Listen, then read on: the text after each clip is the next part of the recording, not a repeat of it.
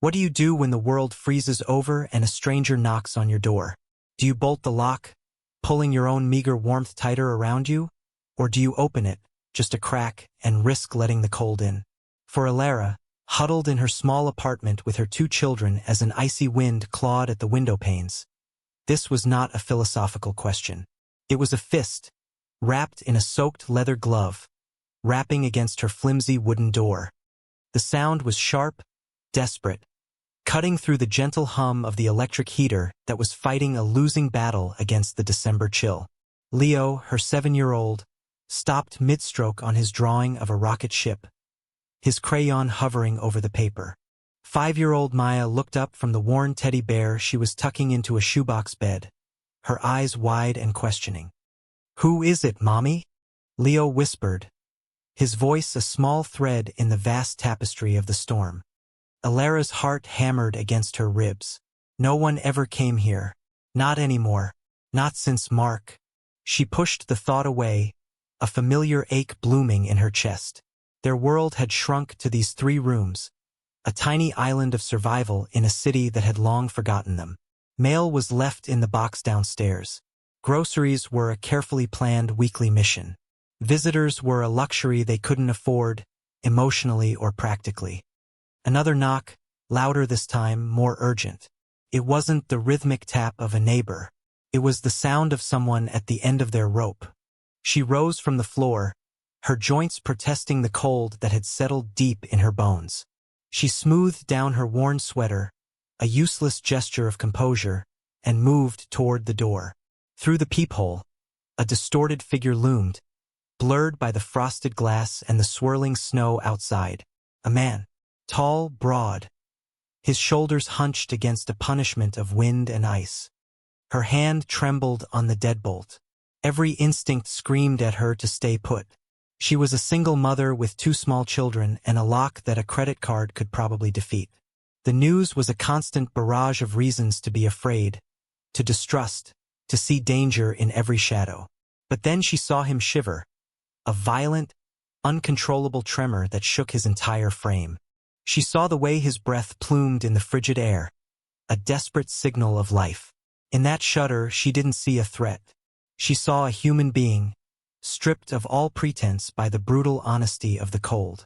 She saw a fraction of the same desperation she felt every time she looked at her dwindling bank balance. Taking a deep breath that tasted of dust and fear, she turned the lock. The click was deafeningly loud. She opened the door a few inches, the safety chain still engaged. The man who stood there was a ruin. His dark, expensive-looking overcoat was soaked through, clinging to him like a second skin of ice. Snow was caked in his dark hair and melted in rivulets down a face etched with exhaustion and stress.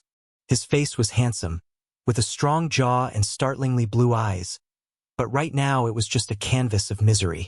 His lips were tinged with blue. "Please," he rasped, his voice a rough scrape of sound. "My car. It broke down about a mile back. My phone's dead. I need to get out of the storm for a minute. Call a tow truck. Anything." Alara's gaze flickered past him, into the white chaos of the street. The world had vanished behind a curtain of snow. No car would be coming for hours, maybe not until morning. Her small apartment, with its single, struggling heater, was the only sanctuary in sight. The chain felt less like a protection and more like a cruelty. She thought of Mark, her husband, a firefighter who had run into burning buildings to save strangers. What would he have done? The answer was immediate, and it shamed her hesitation. She slid the chain free and opened the door fully. "Come in," she said, her voice barely a whisper against the howl of the wind. "Hurry, before we let all the heat out." The man stumbled inside, bringing the storm with him. A gust of frigid air, the smell of wet wool and pine, and a palpable aura of a world far removed from her own. He stood dripping on the threadbare welcome mat, looking utterly out of place, a titan crammed into a dollhouse. He was bigger than the room seemed able to contain, his presence overwhelming the small space filled with the scent of chicken noodle soup and crayon wax. Alara closed the door, shutting out the storm, and for a moment, they just stood there in the sudden, Charged silence. Two strangers bound by an act of kindness and a raging blizzard. The question had been answered. She had opened the door. Now she had to face what she had let inside. He shed his coat with numb fingers, revealing a tailored suit underneath that, even damp, screamed of money she couldn't comprehend. Elara took the heavy, sodden garment from him, her own thin sweater feeling impossibly flimsy in comparison. The coat probably cost more than her rent for 6 months. She hung it on a hook by the door, where it dripped a dark, accusing puddle onto the linoleum. "Thank you," he said again, his voice still rough but gaining strength in the relative warmth. He rubbed his hands together, trying to force life back into them. "I'm Julian." "Elara," she offered a small, hesitant smile. "And these are my helpers." Leo, ever the brave one, stepped forward from behind her legs. "I'm Leo. I'm 7-inch. Maya peeked out, clutching her stuffed bear, Barnaby, to her chest like a shield. "This is Barnaby," she mumbled into its fur. "He's 5 like me." A flicker of something, surprise, or perhaps warmth, softened Julian's tired features. The tension in his shoulders eased a fraction. "It's very nice to meet you, Leo. And you too, Barnaby," he looked at Maya. "And the young lady you're holding." Maya giggled, a tiny, tinkling sound that seemed to chase away some of the room's chill. She stepped forward and held out her bear. "Barnaby is cold. He wants you to hold him. He gives good hugs." Julian looked down at the proffered bear, its button eyes askew, one ear lovingly stitched back on. For a moment, he seemed frozen, unsure how to react. Then, slowly, he knelt, his knees cracking softly, bringing himself down to her level. He accepted the bear with a reverence that touched Elara's heart. He held it gently, as if it were made of spun glass. "Thank you, Maya," he said, his voice thick with an emotion Elara couldn't place. "I could use a good hug." While he was occupied, Elara moved to the small kitchenette that was really just a corner of the living room. She ladled the last of the chicken soup into her one good bowl, the one without a chip in the rim. She added 2 pieces of bread to the plate. Not much, but it was all they had until Friday. She brought it to him as he sat on the edge of her lumpy, worn-out couch, still holding the bear. "It's not much," she said, her voice betraying her embarrassment. "But it's hot." He looked from the soup to her face, and his blue eyes were startlingly clear. "It's everything," he said, and he sounded like he meant it. He ate with a quiet focus, the sound of the spoon against the ceramic a comforting rhythm against the storm's percussion. As he ate, Leo, emboldened, brought over his drawing. "This is my rocket," he announced, pointing with a crayon-stained finger. "It's going to a new planet, a warm one, where there's no snow." Julian studied the drawing with the seriousness of an art critic. "That's a very advanced propulsion system," he noted gravely. "Does it have room for a co-pilot?" Leo's face lit up. "Yes, you can be the co-pilot." For the next hour, as the snow piled higher outside, Julian wasn't a stranger anymore. He was the co-pilot on a mission to planet Solara. He was the royal subject to whom Queen Maya and her trusted advisor, Sir Barnaby, decreed the laws of the land, mostly concerning mandatory cookie consumption. He listened to their stories, asked them questions, and for the first time in a long time, the tiny apartment was filled with laughter that wasn't just Elara's. She watched from her worn armchair, a strange warmth spreading through her chest that had nothing to do with the heater. She saw the way his guard fell away, piece by piece. The stressed, exhausted man who had stumbled through her door was being replaced by someone softer, someone who remembered how to play. He was a natural with them, his presence large but gentle, a steady mountain in their small, often turbulent world. In these small moments, sharing soup and stories, a fragile, unspoken bond began to weave itself around the 4 of them. A delicate thread of connection spun in the heart of a blizzard. The blizzard showed no signs of abating.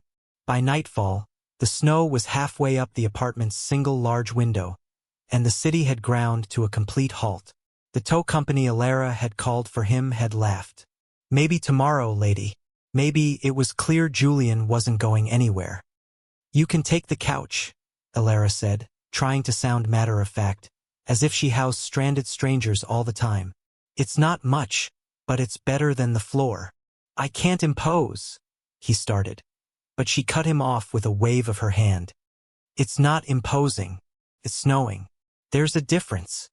She gathered the few spare blankets she owned, one a thin fleece, the other a heavy quilt her grandmother had made, threadbare in places but still warm.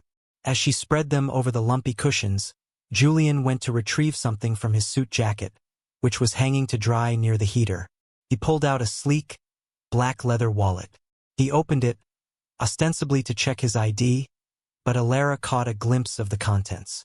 It was packed with cards and cash, thick stacks of $100 bills. A king's ransom. He placed the wallet on the small, wobbly end table beside the couch. He did it casually, but there was a flicker in his eyes, a brief, almost imperceptible moment of observation as he looked at her. Then he turned away to help her tuck the kids into their shared bedroom. Alara knew a test when she saw one.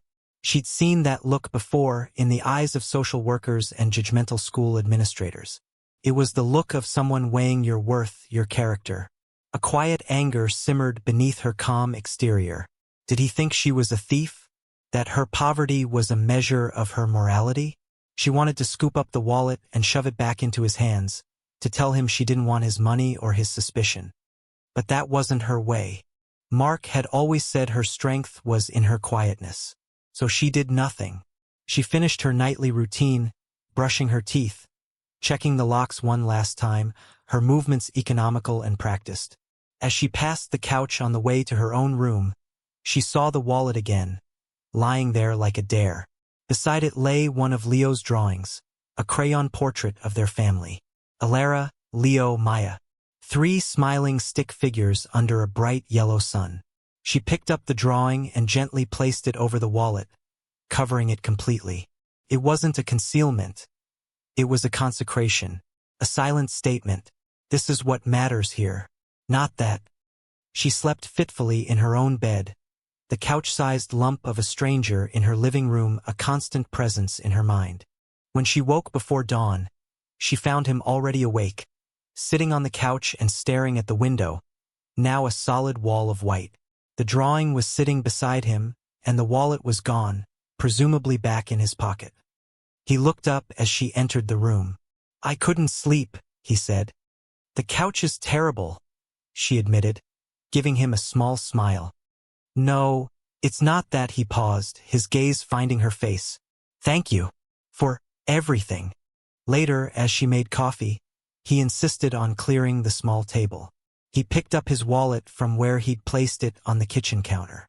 He held it for a moment, then turned to her. "I think you dropped this," he said, his voice low, holding it out to her. It was a lie. He was giving her one last chance to acknowledge it, to prove him right or wrong. Alara looked from the wallet to his eyes. She didn't take it. "That's yours, Julian," she said softly. "You wouldn't want to lose it." A slow, genuine smile spread across his face, reaching his eyes and erasing the last of the weariness there. It was a smile of profound relief. In that moment, the test was over. She had not only passed, she had rewritten the rules. Her integrity wasn't for sale, and it couldn't be measured by a rich man's wallet. It was simply who she was. He nodded, a gesture of deep respect, and slipped the wallet into his pocket, finally and completely trusting the woman who had let him in from the cold. The morning light, filtered through the thick layer of snow against the glass, cast a soft, ethereal glow throughout the apartment. The world outside was muffled and still. The tow truck was still a distant promise, granting them a few more stolen hours in this strange, suspended reality. They shared a breakfast of oatmeal, the last of it, and the conversation flowed more easily now, the awkwardness of the previous night replaced by a comfortable familiarity. Julian asked about a faded photograph on the mantelpiece, the only real decoration in the room besides the children's art. It was of Alara and a smiling man in a firefighter's uniform, his arms slung protectively around her shoulders. "That's Mark," she said, her voice soft but steady. Her fingers traced the edge of the frame. My husband. He's been gone 2 years. She didn't elaborate on the fire, the line of duty funeral, the crushing grief that had followed. She didn't need to. The story was in the quiet dignity with which she spoke his name. He loved this city, loved helping people. He would have liked that you found your way here during the storm. She gestured to a worn, floral-patterned book propped up next to the photo. This was his. Well, his mother's. It's her recipe book. All his favorite meals are in here. I still make his favorite stew on his birthday. The book was a tangible piece of her history, its pages stained with vanilla and grease, a testament to a love that was still present, still nourishing her and her children in its own way. It was her open wound, but also her source of strength. Julian listened, his expression unreadable but attentive. He looked at the photo of the smiling hero, then back at Alara. He looks like a good man. He was the best, she said simply. A silence fell between them, not empty, but filled with unspoken understanding. Then Julian spoke, his voice lower than before, as if sharing a secret. My wife. She passed away 3 years ago. It was sudden. He didn't offer details, but Alara could see the shadow of a familiar pain move behind his eyes. It was a fleeting glimpse into his own carefully guarded heart, a wound he kept hidden beneath layers of expensive suits and corporate success. She loved to draw. She would have loved all of this. He gestured around the room, at the vibrant chaos of Leo's and Maya's creations taped to every available surface. It was a small admission, but it was a bridge. In that moment, they weren't a poor woman and a rich man. They were just two people who understood the shape of loss, who knew what it was to navigate the world with a piece of their soul missing. His carefully constructed vagueness about his life, "I'm in logistics," suddenly seemed less like a deception and more like a shield. He wasn't just hiding his wealth, he was hiding his grief. Alara saw the profound loneliness in him, a cold that no amount of money could warm. It was a cold she understood intimately. She offered him a small, sad smile of solidarity, a silent acknowledgement of their shared membership in a club no one ever wants to join. The revelation hung in the air, deepening the connection between them, a quiet recognition that both their lives had been irrevocably altered by love and loss. By midday, the plows had cleared the main roads, and a tow truck finally arrived. The spell was broken. Julian, now dressed in his dry suit and coat, looked once again like the out-of-place titan who had arrived the night before. The small apartment seemed to shrink around him. He stood at the door, the real world waiting to reclaim him. I don't know how to thank you, Alara. You don't have to. Anyone would have done the same. No, he said, his gaze intense. They wouldn't have. He scribbled a number on a piece of paper from a notepad by her phone. This is my personal cell. If you ever need anything at all, please call. She took the paper, knowing she never would. Their worlds were too different. This was just a brief intersection, a story to tell her children one day. He knelt to say goodbye to Leo and Maya. Leo gave him a solemn handshake, and Maya gave him one last hug, pressing Barnaby the bear into his arms. To keep you warm, she insisted. He promised to take good care of him. Then he was gone. The apartment felt cavernous in his absence, the silence he left behind much louder than the silence he had found. Alara noticed later that he'd left his expensive overcoat behind, the one she'd hung up to dry. An accident, she assumed. A simple oversight by a man with a dozen more just like it. 2 days later, her doorbell rang. It was a delivery man with 6 large boxes filled with groceries. Not just staples, but treats, fresh fruit, good cheese, a small chocolate cake, and high-quality art supplies for the children. There was no note. Alara knew, with a certainty that made her heart ache, who it was from. The next day, the phone rang. It was the director of a local community center, a place she had volunteered at before Mark died. They had just received a large, anonymous donation to fund a new children's art program. They wanted her to run it. It was part-time with flexible hours, and the pay was more than she had made in the last 6 months combined. That evening, Julian called. I just wanted to make sure you got your coat back, he said. the lie flimsy and transparent. "Was that you?" she asked, her voice trembling slightly. "The groceries? The job? I just made a few calls," he said, his voice soft. "You're the one who got the job, Alara. Your talent did that." He started visiting. At first, it was under the pretense of bringing Barnaby the bear for a visit with Maya. Then it was to see the rocket ship drawing Leo had framed. Soon, the pretenses fell away. He just came. He'd arrive after work, his suit jacket off, his tie loosened, and he'd sit on her floor and help Maya build elaborate block towers. He helped Leo with his math homework, explaining fractions with a patience she hadn't seen in anyone but Mark. He didn't bring fancy gifts or offer money. He brought himself. He brought his time, his attention, his quiet, steady presence. The hollow spaces in their little family started to fill up. The apartment no longer felt like a place of scarcity, but a place of warmth and laughter. He was no longer Julian the stranger. He was just Julian, the man who listened to Maya's stories, who admired Leo's inventions, and who looked at Alara in a way that made her feel seen for the first time in years. He was healing, and without realizing it, so was she. Their fragile new world shattered on a Tuesday. Alara was at the community center, her hands happily smudged with finger paint, when another teacher pulled her aside, a concerned look on her face. She pointed to her phone screen. The headline was splashed across a major gossip website in a bold, cruel font. Billionaire CEO Julian Vance's new pet project? Reclusive tycoon plays house in the slums. Beneath it was a picture. It was Julian, crouched on the sidewalk outside her apartment building, laughing as Leo showed him a caterpillar on a leaf. Alara was in the background, smiling, a bag of groceries in her hand.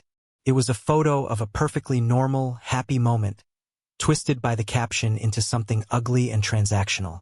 Julian Vance, CEO of Vance Industries, one of the largest tech conglomerates in the world.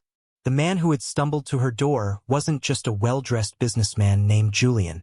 He was the Julian Vance, a man whose net worth was discussed in financial journals, a figure of mythic wealth and influence. The air rushed from Alara's lungs. A cold dread, far more chilling than the blizzard's wind, washed over her. It wasn't him. Couldn't be. But the face in the photo, the same face that had looked at her with such warmth and vulnerability, was undeniably his. Every moment they had shared was suddenly cast in a sinister new light. The broken-down car, the wallet, the groceries, the job, were they all just part of a calculated game? Was she just a curiosity, a poverty experience for a bored billionaire? The humiliation was a physical blow, stealing her breath and turning her blood to ice. Her phone buzzed with a call from him. She stared at his name, her vision blurring with tears. She couldn't answer. She couldn't hear his voice, couldn't listen to the excuses or explanations she was sure would come. She rejected the call, her finger stabbing at the screen. He called again. She rejected it again and then turned the phone off. The silence a welcome relief from the cacophony in her head. The media storm was relentless. News vans camped outside her building. Reporters shouted questions at her when she tried to take out the trash. The story spun out of control, painting her as a gold digger or a pathetic charity case, and him as either a manipulative predator or a naive fool. For Julian, the fallout was just as swift. The board of directors at Vance Industries convened an emergency meeting. The company's stock had taken a slight dip. Their carefully curated image of corporate responsibility was being threatened by a scandal that involved their CEO and a woman from the wrong side of the tracks. The optics, they said, were a disaster. They pressured him, cornered him, demanded he sever all ties. He had to choose. His company or the woman who had opened her door to him in a storm. The separation was no longer a possibility. It was a brutal, public fact. The boardroom at Vance Industries was a cavern of glass and steel, cold and impersonal.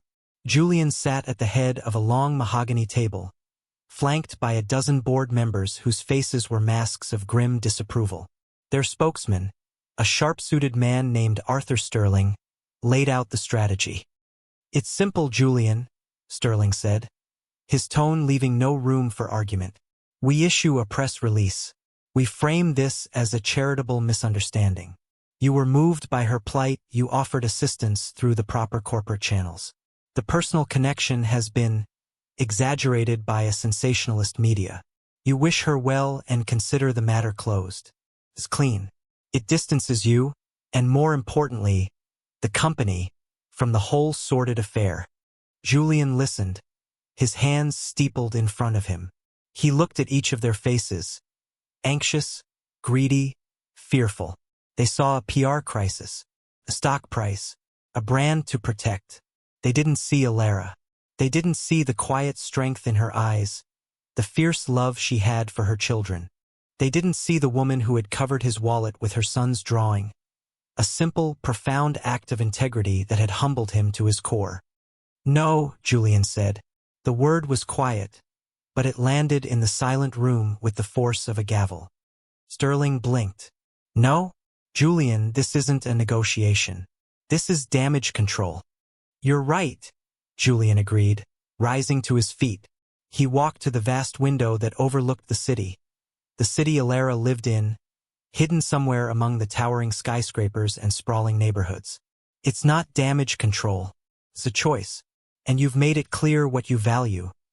He turned back to face them, and the exhaustion was gone from his eyes, replaced by a steely resolve. You want me to throw her under the bus to protect our stock price. You want me to reduce an act of human decency to a line item in a corporate statement. He shook his head. I will not do it. I will not let you or anyone else define her as a sordid affair or a charity case. She is the most honorable person I have ever met. He walked to the door. Cancel the press release. I'm calling my own press conference. This afternoon. What are you going to do? Sterling demanded, his voice rising in panic. I'm going to tell the truth, Julian said, and then he walked out, leaving the stunned board in his wake. That afternoon, he stood before a sea of cameras and microphones, not in a boardroom, but in the lobby of the community center where Alara worked. He had chosen the location deliberately. He wore a simple dark sweater, no suit, no tie. He looked not like a CEO, but like a man. He didn't read from a statement. He spoke from the heart. He told them everything. About his car breaking down in the storm, about the knock on a stranger's door. He described the warmth of her small apartment, the taste of her soup, the sound of her children's laughter. For the last 3 years, since my wife died, I have been living in a fortress of my own making, he said, his voice clear and strong. A fortress built of wealth and success and profound loneliness. I had forgotten what a home felt like. And then, in the middle of a blizzard, Alara and her 2 children reminded me. He looked directly into the main network camera, as if he could see her through the lens. The media has asked if she is my new charity project. Let me be clear. She is not the project. She is the architect. She is building a life for her children based on love, resilience, and integrity. Things you cannot buy. She gave me shelter, she gave me food, and she asked for nothing in return. She showed me what real wealth is. My company builds things. We build software, we build devices. But she and her children built a home. That is not a liability. It is the greatest asset I have ever found. He paused, letting the words sink in. Therefore, effective today, I am launching the Lily Vance Foundation, in my late wife's name, dedicated to providing substantive, empowering support for single-parent families across the city. And its first director will be someone with unimpeachable character and first-hand experience of the challenges these families face. It will be Alara. He held the camera's gaze. This isn't charity. It's an investment in the things that truly matter. Alara sat on her couch, the television flickering in the dim light of her living room. She had been hiding for 2 days, the curtains drawn, the world shut out. But Leo had turned on the TV, and there he was. Julian. She watched, her heart pounding, as he dismantled the media's narrative, lie by lie. She saw him defend not his reputation, but hers. He wasn't apologizing for knowing her. He was honoring her. The words he spoke were a balm on the raw, public wound she'd been suffering. He saw her. He truly, truly saw her. Tears streamed down her face, tears not of humiliation, but of a profound, overwhelming relief. Later that evening, long after the news vans had dispersed and a fragile quiet had settled over her street, there was a knock on the door. It was a soft, hesitant knock, nothing like the desperate pounding from the night of the storm. She knew who it was. Her hand was steady as she turned the lock. There he stood, Julian.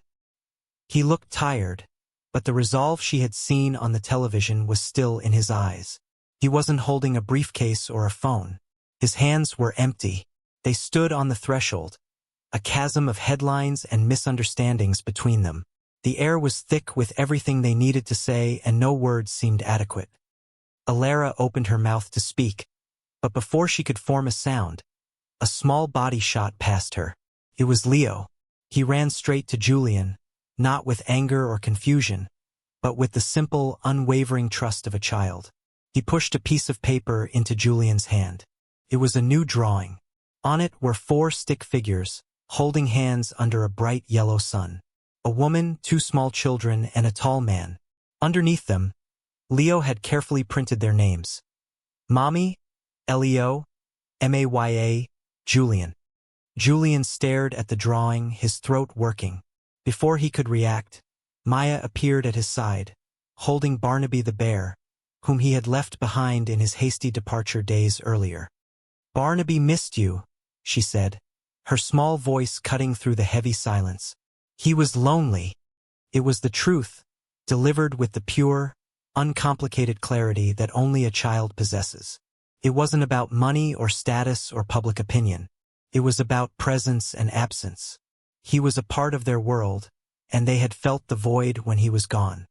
The tension in Julian's shoulders finally dissolved. He knelt, pulling both children into a hug. He looked up at Alara over their heads, his eyes shining with unshed tears. The chasm between them vanished, bridged by a crayon drawing and a well-loved teddy bear. "You came back," Alara whispered, her own tears starting to fall again. He nodded, his voice thick with emotion. "I'm not leaving again. If you'll let me stay, it wasn't a question about the night. It was a question about forever." And standing there, in the quiet doorway of her home, she knew the answer. She stepped back, holding the door open wider, and let him in. The months that followed were a whirlwind of purposeful action. The Lily Vance Foundation wasn't just a press release. It became their shared mission.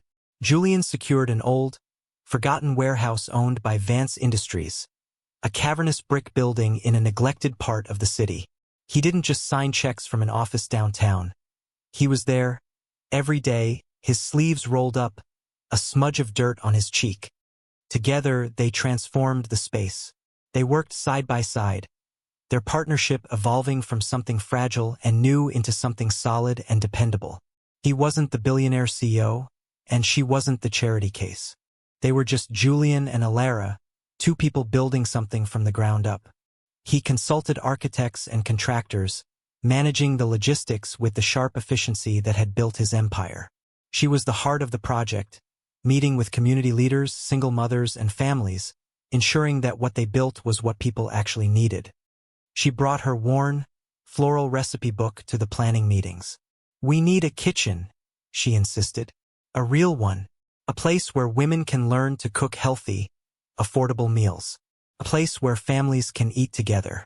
Food isn't just about survival. It's about community." Julian listened, captivated. He saw the passion in her eyes, the practical wisdom born from her own struggles. He gave her a budget that made her gasp, and she used it to design a state-of-the-art community kitchen. Leo and Maya were a constant presence at the construction site, wearing tiny hard hats Julian had bought for them. They would help by painting colorful murals on designated walls, their bright, joyful art infusing the industrial space with life and hope. Alara watched Julian with her children, saw the way he would stop a high-stakes phone call to admire a new drawing or listen to an elaborate story from Maya. He was present in a way she knew he hadn't been for a very long time. They didn't just build a kitchen. They built a daycare, a literacy center with shelves of donated books, a job training workshop, and a small art studio where Alara, on weekends, would finally teach the classes she had always dreamed of. The community embraced the center, which they named the Open Door. It became a hub of activity, a place of sanctuary and empowerment. Alara, using the recipes from her treasured book, led cooking classes, her quiet confidence blossoming as she shared her knowledge. Julian often sat in on the classes, an anonymous face in the back, watching her, his heart swelling with a pride and love that felt more real than any business deal he had ever closed. They were healing the community, and in doing so, they were building their own shared future, brick by brick, meal by meal. A year after the blizzard, the Open Door was thriving. It was a Tuesday evening, and a light rain tapped against the windows of Alara's apartment. The space was the same, yet entirely different. A new, comfortable couch had replaced the lumpy one, but it was in the exact same spot. The walls were freshly painted, but they were still covered in Leo's and Maya's ever-expanding art gallery.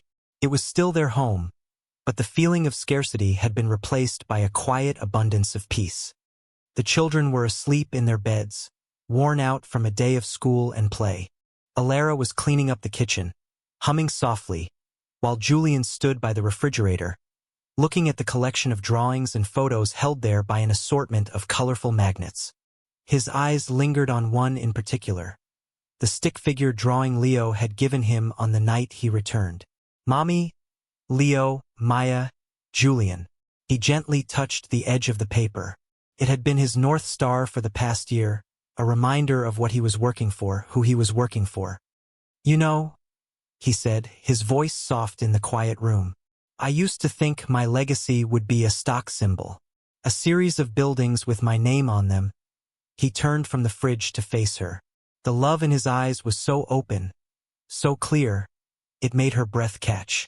But this is the only thing I want my name on, he gestured to the drawing, to the four figures holding hands. He walked over to her, taking the dish towel from her hands and setting it on the counter. He took both of her hands in his. He didn't get down on one knee. There was no velvet box, no ostentatious diamond. It wasn't their style. Their love hadn't been built on grand gestures, but on small daily acts of care and partnership. Alara, he said, his voice steady and sure. This apartment, this little space, is the only place I have ever felt completely whole. We've built a center for an entire community, and it's the best work I've ever done. But the life I want to build, the most important one, is with you, with Leo and Maya. He wasn't offering her a life of glamour and wealth. He was offering her a life of partnership, of family, of shared purpose. He was offering her all the parts of himself he had once kept hidden. The grieving widower, the lonely man, the playful co-pilot, the steady partner. He lifted one of her hands and pressed a gentle kiss to her knuckles. I don't want to be a visitor on your couch anymore. I want to be home, with you. Always he looked into her eyes, his own vulnerable and full of hope. Will you marry me? Tears welled in Alara's eyes, but they were tears of pure joy. She thought of the desperate, frozen man who had appeared at her door, and the kind, loving man who stood before her now. She thought of the long, lonely years after Mark's death, and the laughter that now filled these rooms. Her answer was as simple and profound as his question. Yes, she whispered. Yes, always. He slid his arms around her waist, and she wrapped hers around his neck, and they held each other, two souls who had found shelter in one another. They were no longer defined by what they had lost, but by what they were building together. Outside, the rain washed the city clean, but inside, in the small, warm apartment where it all began, there was no storm, only the quiet, steady promise of a shared life. The greatest fortunes are not found in bank vaults or boardrooms. They are found in the quiet moments, in a shared bowl of soup, in a child's drawing on a refrigerator, and in the courage to open your door to a stranger in a storm. What would you have done? Would you have opened the door?